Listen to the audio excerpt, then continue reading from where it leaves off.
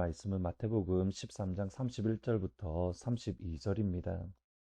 또 비유를 들어 이르시되 천국은 마치 사람이 자기 밭에 갖다 심은 겨자씨 하나 같으니 이는 모든 씨보다 작은 것이로되 자란 후에는 풀보다 커서 나무가 되매 공중의 새들이 와서 그 가지에 깃들이느니라. 예수님 당시 비유는 유대인 랍비들이 많이 사용하던 티칭 방법, 그러니까 교수 방법 중에 하나입니다. 예수님도 다른 유대인 랍비들처럼 비유를 통해서 하나님 나라 또는 천국의 비밀을 하나님의 백성들과 자녀들에게 가르쳐 주셨습니다. 그런데 예수님께서 비유를 사용하신 목적과 유대인 랍비들이 비유를 사용한 목적은 전혀 다릅니다. 유대인 랍비들은 어려운 내용을 쉽게 설명하기 위해서 또는 쉽게 이해하도록 돕기 위해서 비유라는 것을 사용했습니다. 그런데 예수님은 정반대입니다. 비유를 통해서 깨닫지 못하고 보지 못하고 알지 못하게 하기 위해서 비유를 사용하십니다. 마태복음 13장 13절에 보시면 그러므로 내가 그들에게 비유로 말하는 것은 그들이 보아도 보지 못하며 들어도 듣지 못하며 깨닫지 못합니다. 그런데 고민은 예수님의 12 제자들 역시 예수님이 말씀하셨던 비유의 내용을 이해하지 못했습니다. 이미 씨 뿌리는 자의 비유를 들었지만 그것을 이해하지 못했기 때문에 예수님은 그들에게 그 해석을 가르쳐 주셨습니다. 그리고 연이어서 가라지의 비유를 말씀하셨는데 제자들은 또다시 이해하지 못하고 예수님 가라지의 비유를 우리에게 설명해 주시고 가르쳐 주십시오. 예수님께 나왔습니다. 36절에 보시면 이에 예수께서 무리를 떠나서 집에 들어가시니 제자들이 나와 이르되 밭의 가라지의 비유를 우리에게 설명하여 주소서. 하나님 나라의 비밀을 우리는 안다라고 생각하지만 사실 하나님 나라의 비밀을 아는 것은 그렇게 쉬운 일이 아닙니다. 정확하게는 하나님이 가르쳐 주지 않으시면 하나님 나라의 비밀을 우리는 알 수가 없는 겁니다. 그러기에 하나님 앞에서 또는 사람 앞에서 우리는 겸손해야 되는 겁니다. 알고 있다고 하나 우리는 모르고 있기 때문입니다. 우리는 성장했다고 하나 우리는 여전히 어린아이이기 때문입니다. 그러기에 겸손하고 그러기에 낮은 자리에 서야만 되는 겁니다. 예수님은 가라지의 비유를 설명해 주십니다. 37절 이하에 보시면 대답하여 이르시되 좋은 씨를 뿌리는 이는 인자요 밭은 세상이요 좋은 씨는 천국의 아들들이요 가라지는 악한 자의 아들들이요 가라지를 뿌린 원수는 마귀요 주수 때는 세상 끝이요 주수꾼은 천사들이니 그런즉 가라지를 거두어 불에 사르는 것 같이 세상 끝에도 이러하리라.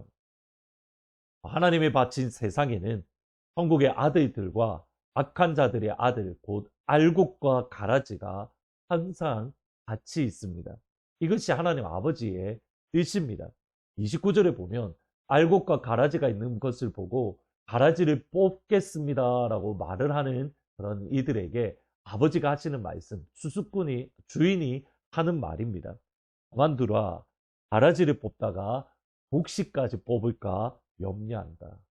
여러분, 이 말씀의 의미는 이 땅에 가라지가 그대로 있는 이유는 하나님이 가라지를 염려하고 하나님이 가라지를 걱정하심이 아닙니다. 하나님이 걱정하고 하나님이 염려하시는 것은 알곡이고 독식입니다. 그런데 우리는 반대로 생각을 합니다.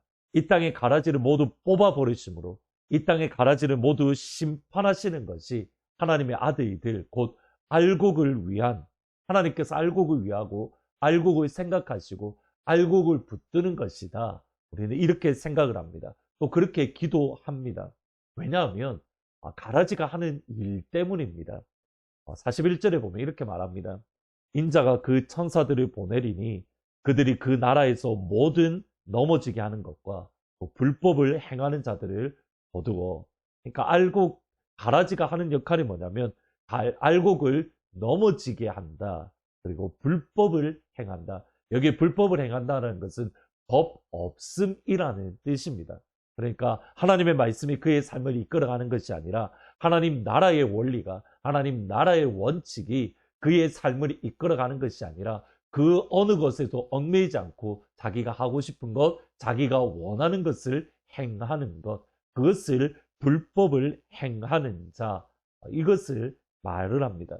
그리고 이러한 모습들 때문에, 그러니까 넘어지게 하고 불법을 행하는 모습 때문에 가치 있는 알곡이, 하나님의 아들들이 어려움을 겪습니다.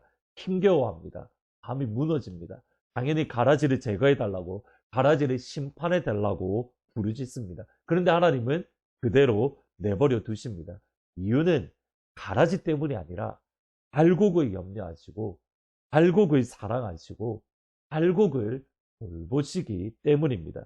하나님 나라의 백성들까지 뽑힐까봐, 하나님 나라의 백성들까지 넘어질까봐, 하나님 나라의 백성들까지 실족할까봐 하나님은 알곡과 가라지를 함께 두시는 겁니다.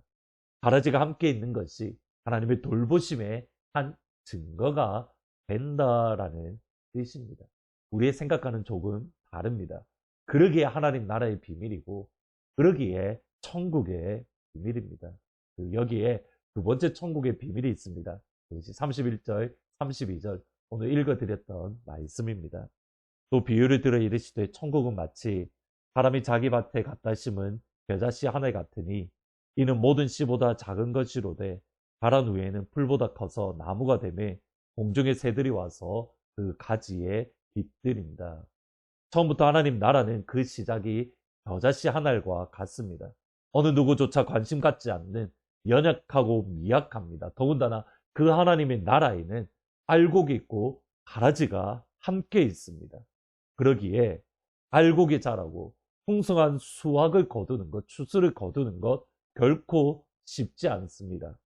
그럼에도 그 작은 겨자씨 하나는 이후에 2m가 넘는 큰 나무가 되어 공중의 새가 깃들일 수 있는 영광스러운 하나님의 나라가 되는 것.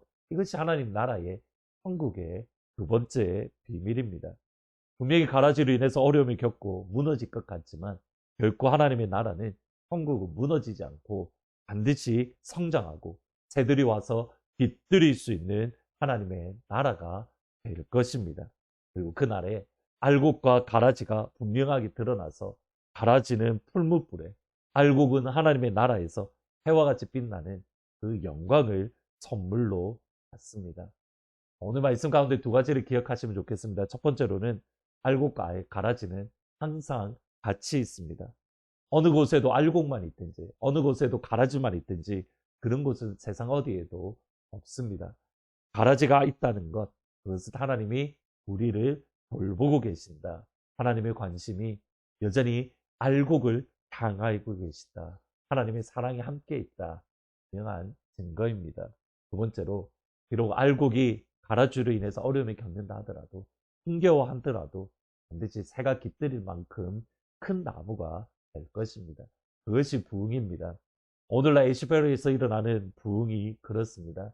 조그만한 동네, 어느 누구도 관심을 갖지 않던 그 동네에 일어난 부흥이지만 그 대학생들이, 그 청년들의 마음에 붙었던 부흥의 불은 미국 온 땅에 덮을 것입니다. 이 부흥의 불은 결코 끌 수 없고 마침내 큰 나무가 되어 새가 깃들일 것이 날이 반드시 올 겁니다. 그 부흥의 불이 여러분에게도 임하기를, 비록 연약하고 부족하지만 하느님 가족들에게도 그 부흥의 불이 붙었음에 해가 깃들일 정도로 성장하는 귀한 은혜가 우리 시대 가운데에 반드시 경험할 수 있기를 주의 이름으로 축원합니다. 아멘. 기도하십니다. 하나님, 이 땅에는 가라지만 있든지 또는 알곡만 있든지 그런 것은 어디도 없는데, 하나님, 우리가 가라지와 알곡이 함께 있음으로 인해서 우리의 마음이 무너지지 않고 그것이 오히려 하나님이 나를 돌보고 계심을, 하나님이 나를 사랑하고 계심을, 주께서 나를 붙들고 계심을 우리가 분명히 확신하고 또 깨달을 수 있도록 아버지 하나님 은혜 베풀어 주옵소서. 하나님, 부흥은 마침내 겨자씨 한 알과 같지만 마침내 2m가 넘는 큰 나무가 되는 것을 말씀을 통해서 들었습니다. 하나님, 에시벨이라는 동네에 일어났던 부흥의 불이 우리에게도 번져져서 우리도 그 부흥의 불에 참여하며 새가 깃들일 수 있는 큰 영광의 나무가 되어질 수 있도록 하늘 아버지 인도하여 주옵소서. 우리에게도 그 부흥을 허락하여 주옵소서.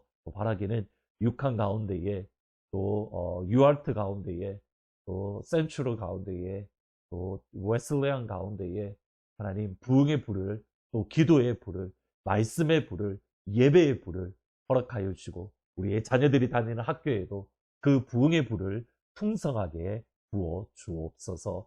예수님의 이름으로 기도합니다. 아멘. 오늘 기도하실 때에는 부흥의 불이 하나님 우리도 그 부흥에 참여해서 그 나무가 되어질 수 있도록 도와주십시오.